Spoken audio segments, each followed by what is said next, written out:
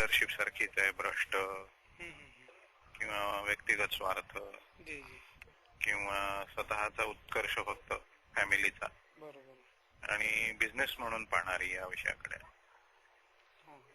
अशी ती लिडरशिप आहे. त्याच्यामुळे पॉलिटिकल विल अजिबातच दिसत नाही या सगळ्या लीडर मध्ये आपल्या समाजाला वर आणण्याची, जी आंबेडकरांमध्ये होती तसं काही दिसत नाही. त्यामुळे जिकडे भरकटायला पाहिजे तिकडे भरकटत ते. आर्थिक विषय महत्वाचे प्रश्न त्यांचे काय आहेत सध्याचे? महत्वाचे जर खोलात गेलं तर प्रश्न आहेत की त्यांना उत्कर्षाची दिशा आणि बोट धरून पुढे नेण्याची गरज आहे. सध्याच्या अतिशय फास्ट आणि टेक्नॉलॉजी ड्रिव्हन किंवा अशा ग्लोबल वातावरणामध्ये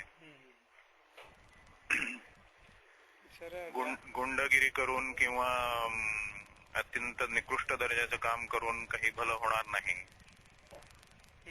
हे माहिती असणारी लिडरशिप पाहिजे. त्यामुळे ते दिशा आणि बोट धरून पुढे नेणारी, म्हणजे सोबत नेणारी अशी लिडरशिप नाहीये.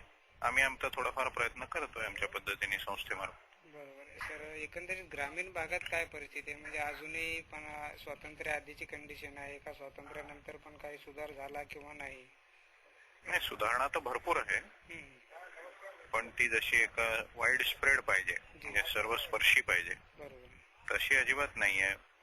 जिथे पॉलिटिकल लोक आहेत स्ट्रॉंग त्यांच्या एरियामध्ये सुधारणा, बाकी सगळीकडे नुसत्याच वाटण्याची अक्षता.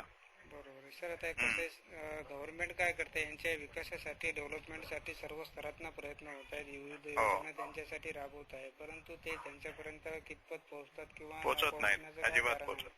उदाहरण देतो तुम्हाला की आम्ही 25 गावांमध्ये एकेका शेतकऱ्याला आम्ही ट्रेनिंग देतो त्यांच्या गावातल्या जनावरांचं आरोग्य आणि काळजी घेण्यात. त्यासाठी आम्ही रिटायर झालेले deputy director of animal husbandry पशुधनामधले त्यांच्यातर्फे हे ट्रेनिंग देतो मोफत, उलट स्टायपंड देतो त्या शेतकऱ्याला. 25 गावात आम्ही हे केलं. मागच्या वर्षी त्याचा अतिशय उत्कृष्ट उपयोग झाला. 90% जनावरांचं व्हॅक्सिनेशन पूर्ण झालं आणि एक ज्या रोगाच्या साथी आल्या होत्या 2, त्या 25 गावात एकही जनावर वारलं नाही, मेलं नाही. बाकीच्या 100 गावांमध्ये 1 किंवा 2 किंवा 3 जनावर हमखास मेली. तर हे सगळं सरकारचं काम आहे ऍक्च्युअली, आपण अपेक्षित तरी धरतो. तो सरकारचा LDO, तो जो काही पशुधन आरोग्य साथी किंवा तो असतो तो येतच नाही तिकडे. असं सगळं चालू आहे. तर एकंदरीत यांच्या आर्थिक स्थिती, सामाजिक, राजकीय किंवा पूर्ण स्तर उंचवण्यासाठी काय प्रयत्न करायला पाहिजे? प्रयत्न तर काय, तिथं मोठा प्रश्न आहे हा.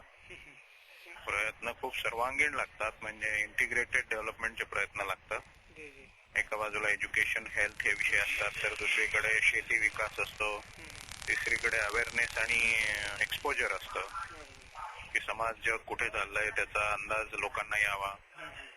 म्हणजे आम्ही एक खेड्यामध्ये प्रकल्प घेतला की प्रत्येक म्हणजे शेतातून धान्य कापून आणलं की ते धान्य घरात साठवतात आणि ते योग्य न साठवल्यामुळे 30% नुकसान होतं शेतकऱ्याचं.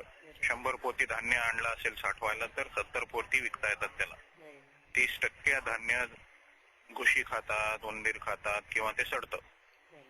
आम्ही सरकारचीच एक स्कीम आहे, त्या स्कीमच्या मार्फत त्या गावामधल्या सगळ्या आजूबाजूच्या पंचकृषीतल्या